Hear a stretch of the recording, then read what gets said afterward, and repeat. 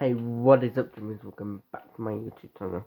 So, for today's video, I'm going to be showing you Lego Scooby-Doo blowout Pizza Bash.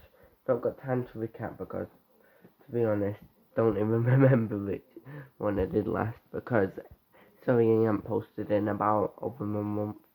Let's get this started. Now to see who these pirates really are.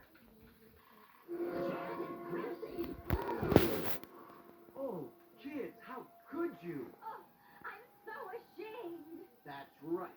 They just couldn't let go of their titles. Release us this instant. We are your captains. That's just sad. I couldn't figure out the motivation behind the pirates' attack. At first I thought they wanted their hats back because the hats were mentioned in that poem about finding the missing treasure. But if that were the case, why did they keep attacking once they had the hats? Obviously, they wanted to stop the bash for some reason.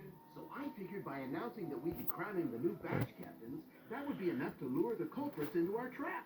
Wait a second. Didn't this all start because the hats were stolen off of their heads? Like, how could they steal the hats off their own heads? Unless, like they were really ghost pirates all No, they're not. Also, how could they have been at the Octo Rock Lounge being mean to you guys at the same time they were chasing Shaggy and Scooby around the salty brick?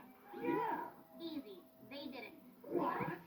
Well, you heard the girl. They're innocent. Let's untie them and we'll be on our way. Not so fast.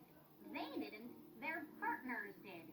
You see, I first struck upon the idea that it wasn't just one set of pirates, but two, when Mr. Holdout here told us the best way to solve this case would be to work as a team.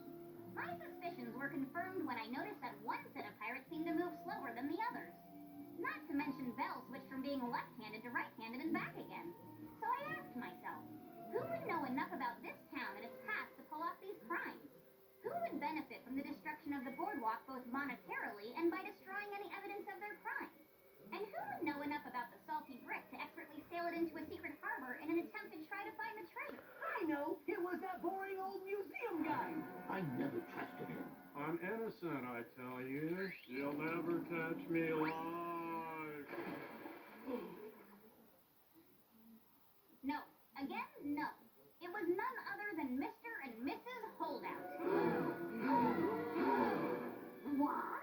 You've got no evidence. That is just plain absurd. Is it? Mrs. Holdout, I noticed when you checked us in that you were left-handed. Mr. Holdout, you can remember the ridiculously long name of a long dead parrot and every other detail about the pirates, but when it came to reciting a poem that might lead us to suspect you, you had conveniently forgotten it. You also were surprised to hear Brenda and Tommy had gone missing, but not that the salty brick had been stolen.